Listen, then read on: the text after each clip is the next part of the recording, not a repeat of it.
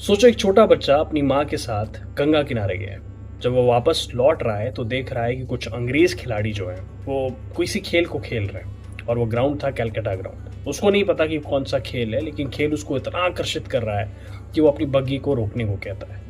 जब वो देख रहा है, देखते देखते एक ऐसा मोमेंट आता है गेम में जब वो जो ब्रिटिश सोल्जर्स गेम खेल रहे थे, वो बॉल बेसिकली बाहर आ जाती है और बॉल उसकी तरफ आती है तो एक सोल्जर चिल्ला करके कहता है, बच्चे इस बॉल को किक करो। वो बच्चा उस बॉल को किक करता है और उसे नहीं पता होता कि जो वो बॉल किक कर रहा है वो अपने आप में एक रिकॉर्ड क्रिएट कर रहा है। और ये नोट किया है popular football journalist late Novy Kapadia ने अपनी किताब barefoot to boot the many lives of Indian football में।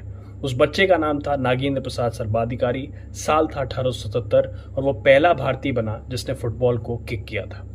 नागेंद्र प्रसाद सर्वाधिकारी और उनके दोस्त इस खेल से इतने आकर्षित हुए कि उन्होंने पैसे जुटा करके एक बड़ी अच्छी शॉप से जा करके गेंद खरीदी। उनको ये नहीं पता था कि यह फुटबॉल है या कौन सी बॉल है। वो बेसिकली रग्बी बॉल लेकर आ गए और उसके बाद अपनी स्कूल ग्राउंड पर खेलना शुरू किया। जब वो खेलने लगे, धीरे धीरे भीड़ जुड़ गई और पास के प्रेसिडेंसी कॉलेज से भी बहुत सारे प्रशिक्षक आ करके उनको खेलते हुए देख रहे थे और उन्हीं में से एक थे जीएस स्टॉक। जीएस स्टॉक ने देखा कि बच्चे बहुत आनंद के साथ इस गेम को खेल रहे हैं। जब मैच खत्म हुआ, बच्चों के पास गए, उन्होंने पूछा कि उनको पता है कि वो क्या खेल रहे थे। बच्चे थोड़े डर गए क्योंकि उनको पता ही नहीं था कि कौन सा खेल वो खेल रहे हैं। उन्होंने कहा कि इस खेल का नाम है फुटबॉल और मैं तुम्हें सिखाऊंगा कि इसको कैसे खेलते हैं, और उन्होंने बच्चों को एक्चुअल फुटबॉल गिफ्ट करी। नागेंद्र प्रसाद सर्वाधिकारी और उनके दोस्तों ने बहुत कम टाइम में इस गेम को खेला, सीखा और काफ़ी बारीकी से सीखा। 1884 में जब प्रेसिडेंसी कॉलेज से निकले, उन्होंने एक क्लब की स्थापना की। उस क्लब का नाम था वेलिंगटन क्लब।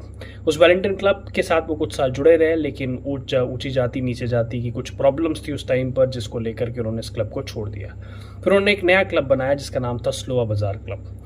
वो स्लोआ बाजार क्लब जो था 1892 में बना और उसने धीरे धीरे सारे कीर्तिमान को स्थापित करना शुरू किया।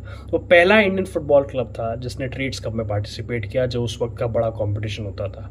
वो पहला भारतीय फुटबॉल क्लब था जिसने, आपको बताता हूँ कि ब्रिटिश जो बेसिकली फुटबॉल क्लब थी ईस्ट रेजिमेंट, उसको 2-1 से हराया था। और नागेंद्र प्रसाद सर्वाधिकारी वहाँ रुके नहीं, उन्होंने 1892 में इंडियन फुटबॉल एसोसिएशन की स्थापना करी, जो आगे चल करके 1937 में ऑल इंडिया फुटबॉल फेडरेशन में तब्दील हुआ।